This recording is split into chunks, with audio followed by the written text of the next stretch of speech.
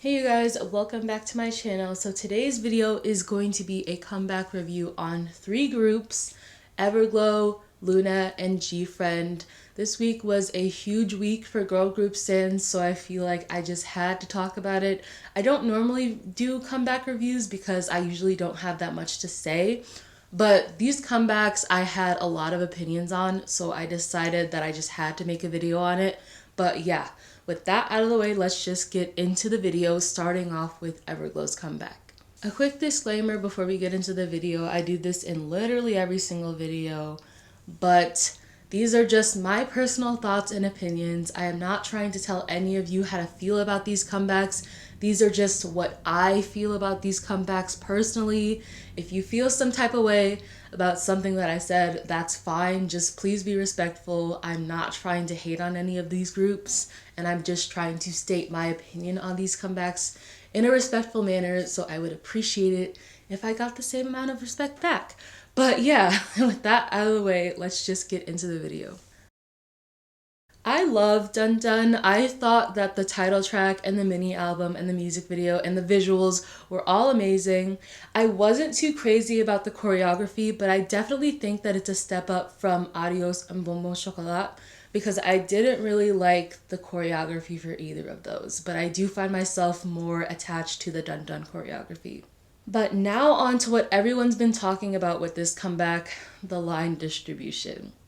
The line distribution for this song was so bad. Onda got done so dirty this time around, and I don't understand how she's supposed to be the lead vocalist in the group, yet she literally gets no lines. Every time she sang in the song, it was literally just ad-libs. Even Yirin got more lines than her, and she only has a vocalist position in the group. I was, however, happy to see that my baby Jiwon got more lines this time around because she got done so dirty the last two comebacks, but I am still very angry at Weehua for the horrible line distributions. It's been this way ever since their debut, and I am tired of it. Mia literally got a third of the song, and while I understand that Mia is the main vocalist, she shouldn't be getting that much of the song. The job of the main vocalist in the group is to cover the parts of the song that are the most vocally challenging, not to make the other members seem like backup singers. And this is not hate towards Mia. I love her and I don't want anyone sending her hate for this because it's not her fault. But this line distribution was awful. In the rest of the mini album, the line distribution was slightly better, but still not by a lot. You and Onda still got the least amount of lines, and Mia still had the most. But as for the mini album, my favorite song off of it was either Salute or Player, and overall I really liked it, and I really like the sound that EVERGLOW are starting to develop so far, especially with their B-sides. Now on to the inevitable Blackpink comparisons. People have been comparing EVERGLOW to Blackpink ever since they debuted last year, and I'm honestly not surprised that people are comparing them again. Lots of people have been saying that they're trying to copy Blackpink, that this reminds them of Kill This Love, what have you. And all I really have to say about this is that if you go looking for something with that much determination, you're likely to find it and or manifest it. What I mean by this is that because EVERGLOW has a girl crush concept, they're always going to be compared to Blackpink. And because people are constantly comparing the two, people are going to search for similarities and they're going to find them even if they're not really there because they're constantly being compared to each other. I personally have never seen the similarities between the two groups aside from both of them having girl crush concepts, and I feel like at this point people are just manifesting similarities between the two groups that don't really exist. I've also seen EVERGLOW receiving a huge amount of really unnecessary backlash, which I don't really understand. I've seen things like people saying that they're overrated or that they're nothing special and all this stuff. And if you don't like EVERGLOW, that's fine. But a lot of people who don't like them are being very overly negative and they're acting like, well, if I don't like EVERGLOW, then you can't like them either, which is just so childish. I'm a forever and I love EVERGLOW and I would like to be able to enjoy their music and their comeback without people screaming at me about how bad they are. I posted on Instagram that I liked Dun Dun and people literally got mad at me for it. And I don't understand why so many people feel so passionately about their dislike for EVERGLOW, but please let those of us who like them do so in peace. I'm gonna get so much hate for saying this, but I hated this comeback and I hated Crossroads so much. Not because it's a bad song, but because it quite literally sounds like Time for the Moon Night, the remix. And before you all jump me, I am a buddy. I love GFRIEND and I like their music. But I have said it before and I will say it again. Source music has the tendency to run shit into the ground with GFRIEND. They find a sound and a concept that works for GFRIEND and they just reuse it over and over and over again.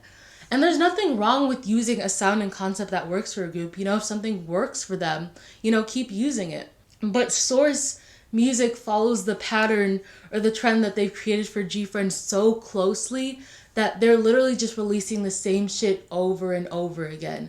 And it's getting harder and harder to defend GFRIEND from people who say that their music all sounds the same, because it's literally true. Source music literally sets them up to get dragged because they're so scared to step outside of the box with GFRIEND.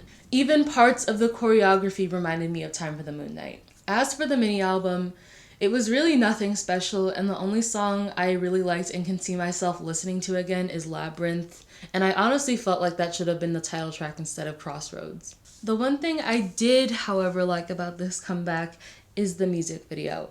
I really love the visuals and the concept for the music video, and it was probably one of my favorite music videos to watch ever. I really liked how it was like you were watching a movie and watching the girls interact with each other instead of watching them perform.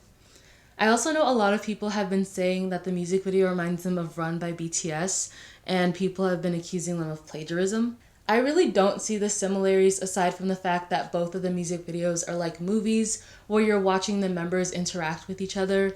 But aside from that, the similarities stop there for me, and I feel like people are just reaching. Out of all three comebacks, this one is probably the most disappointing. I did not like this comeback at all, and I did not like the mini album either.